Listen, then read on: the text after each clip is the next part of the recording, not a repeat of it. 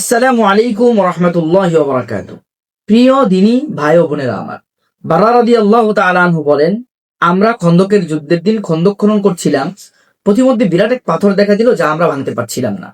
তখন রাসূলুল্লাহ সাল্লাল্লাহু আলাইহি ওয়াসাল্লামের শরণাপন্ন হই তিনি আসেন, একটি অস্ত্র নিয়ে আঘাত করেন এবং সাথে সাথে পাথরটা কিছুটা ফেটে যায়। আর তিনি বলেন, আল্লাহু আকবার, উতীতু মাফাতিহাশ শাম, আল্লাহ সবচেয়ে বড়, আমাকে শাম দেশের ধনভাণ্ডারের পুঞ্জিকা দেওয়া হয়েছে, চাবি সমূহ দেওয়া হয়েছে। অতঃপর বলেন, ওয়াল্লাহি ইন্নী লাআনজুরু কুসুরাহাল হুমরা সাআতা, আল্লাহর শপথ করে বলছি, আমি যেন বিলাদুশ শামের রেড হাউস গুলো দেখতে পাচ্ছি, লাল লাল প্রাসাদ গুলোকে দেখতে পাচ্ছি। অতঃপর তিনি আবার পুনরায় আঘাত করলেন, আবারও পাথরটা অনেকটা ফেটে গেল। এবারও তিনি বললেন, আল্লাহু আকবার, উতীতু ফারিসা, আমাকে পারস্য বিজয়ের সুসংবাদ দেওয়া হয়েছে। ওয়াল্লাহি ইন্নী লাউবসিরু কাসরাল মাদাইনিল আবিয়াদিল আন, আল্লাহর নামের শপথ করে বলছি, আমি পারস্যের আলোয় শুভ্র শহরগুলোর প্রাসাদগুলোকে দেখতে পাচ্ছি। অতঃপর তৃতীয়বার তিনি আবার আঘাত করলেন, আবার পুরা পাথরটাই চূর্ণ বিচূর্ণ হয়ে গেল, পুরা পাথরটাই সরে গেল। তখন তিনি বললেন, আল্লাহু আকবার, উতীতু মাফাতিহাল ইয়ামান, আমাকে ইয়ামানের ধনভাণ্ডারের চাবি সমূহ দেওয়া হয়েছে।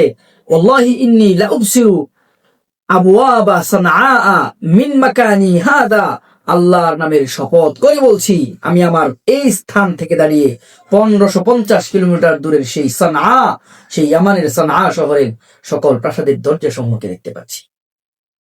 এগুলো শুধু গালগপ্প ছিল না, বরং রাসূলুল্লাহ সাল্লাল্লাহু আলাইহি ওয়াসাল্লামের পরবর্তী জামানায় সাহাবা একরামের হাতে প্রত্যেকটি শহর এভাবে বিজয় হয়েছিল।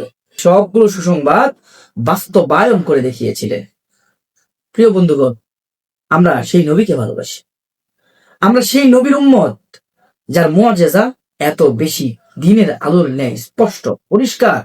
সুতরাং আমরা বলতে চাই, সেই নবীর নবুয়াতকে যারা অস্বীকার করবে, কাদিয়ানি নাম দিয়ে হোক আর যে নাম দিয়ে হোক, মুসাইলামাতুল কাজ্জাবের নাম দিয়ে হোক, এরা যেমন সবাই মুরতাদ, ঠিক তদ্রুপ সেকুলারিজমের নামে হোক, গণতন্ত্রের নামে হোক, যে কোনো তন্ত্র মন্ত্রের নামে যদি তার শরীয়ত কেউ অস্বীকার করে, তার শরীয়তকে কেউ অপছন্দ করে, ঘৃণা করে, শরীয়তকে অন্য শরীয়তের তুলনায় নিম্ন মনে করে, তাহলে তারাও মুরতাদ হয়ে যাবে, তারাও দ্বীনের অন্তর্ভুক্ত থাকবে না, থাকতে পারে না।